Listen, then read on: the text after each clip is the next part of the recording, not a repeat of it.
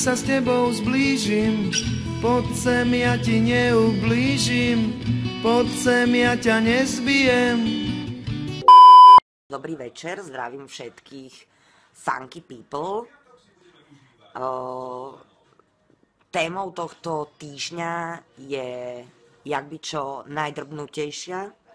To znamená, že vyťahnem šaty zo skrine, ktoré majú asi 84 rokov.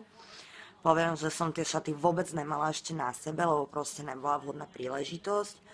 A proste je to pekné, je to trendy, ale proste myslela som, že bude niečo viac. A chcela by som ešte dodať niečo k fejkom, že proste keď nemáte na luxusné drahé kabelky, tak si proste fejky nekupujte, hej. Lebo proste ne. Mrdá mi v hlavě, mrdá mi v hlavě, mrdá mi v hlavě, mrdá mi v hlavě, mrdá mi v hlavě, mrdá mi v hlavě, mrdá mi v hlavě, mrdá mi v hlavě. Všetko je na piču, všetko je na kokot, všetko je na piču.